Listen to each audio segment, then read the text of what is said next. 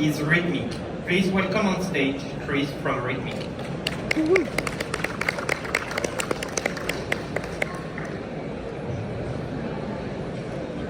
So for the past 20 years, I've had the opportunity to work in product leadership for small startups all the way to some of the world's largest organizations. And in that time, I've seen the same mistakes cause products to go off track and product managers to burn out. We have all this software, we have clicky notes and sticky notes and meetings about meetings, anyone? But at the end of the day, most product leaders end up doing the same thing. We guess, we cut corners, and we play prioritization roulette. For us in product leadership, it means we waste our time. But for our businesses, it means they're bleeding billions annually on products that flop. And you can see it in the numbers.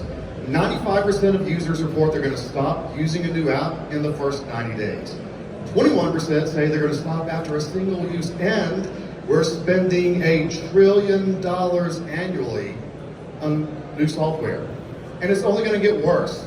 With all of the speed of AI and more companies using AI, does anyone here remember Clippy? Yeah, we're at risk of a Clippy-geddon if we don't focus on building products that people love. And that's why we built Rhythmic. So Rhythmic is a smarter, faster, vibier way to manage product work. You can think of it as an AI co-pilot, but for your product team. It starts with a goal in mind, an insight that you need, and then our product agents, which are built on our product leadership and expertise, that are designed to build the next generation unicorn products that go to work.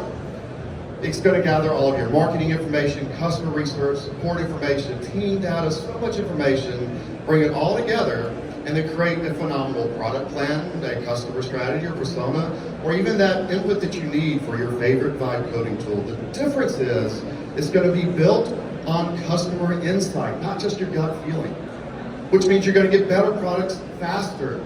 Think of it like having a product ops team, a strategist, an AI coach, agile coach, all rolled into one, always on, AI native, and we call it Vibe Product Management. And it's built for those companies that want to move not just fast, but fast and smart. Our founding team has over 30 years working in product leadership, successful product leadership, from small startups, government organizations, all the way to some of the world's largest businesses, as well as support and insight from leaders in the business agility and product management field. Bringing this first to the 90 million users and $1 trillion, 90 million project and product managers in the $1 trillion software development industry. And this is going to give us a $45 billion initial market. Things with Rhythmic have been moving fast. We had our pilot in October. We had our first paying customer in March, and we're currently growing at 200% month over month. And all of this is before our public beta, which launches this week at WebSummit. So this is Rhythmic, a faster, smarter, vibier way to manage product work.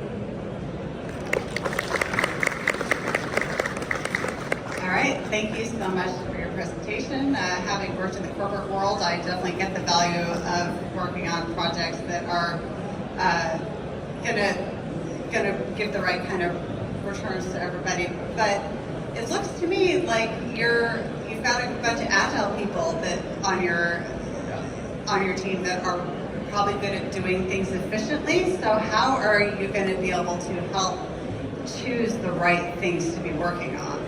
Yeah, that's a great question. And a lot of our initial customers and design partners that we're working with are coming from Fortune 100 companies, large organizations, large product organizations. So one of the ways that we help people figure out what the right thing to do is and be effective is we help people figure out what not to do. So one of our initial, and this is a small company, was going to build a multi-million-dollar loan management system. We helped them figure out software not to build the right things, which means they're going to spend less time and less money on all of the 80% of the software that doesn't work, and focus on the 20% that does. And that's where we're going to get the real speed. We're going to help normal teams move faster because they're not going to do the crap. They're going to do the things that bring value. Thanks for your presentation. Appreciate it. My question is around data privacy, data security. So you're mentioning a lot of integrations into various products. How do you ensure this is kept on the legal line, and second, keeping the customers comfortable as well? Right. So that's actually one of the things that differentiates us from some of our competitors.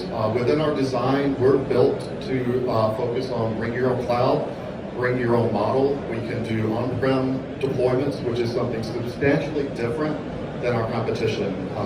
Larger product companies that are focusing, they'll say, we're only going to do cloud on our platform. We're saying, you know what, that's not what the Fortune 100 companies want. They want to put it on their own systems, and we're okay with that because frankly, I don't want your data in my system. I want your data in your system. That's the best place to put it.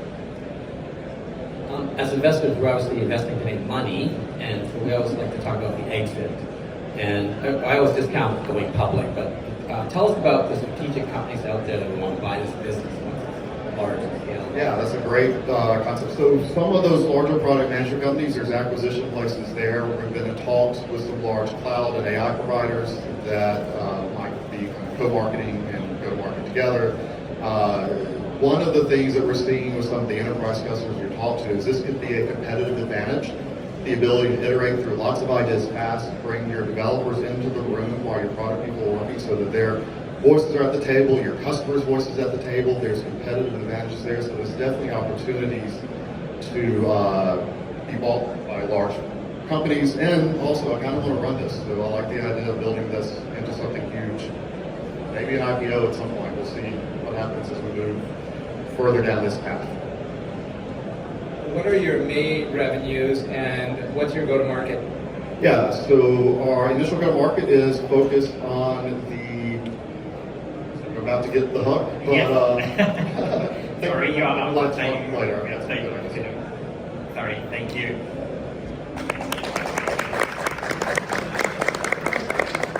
Judges, I'll ask you to quickly fill out your table, your scoring.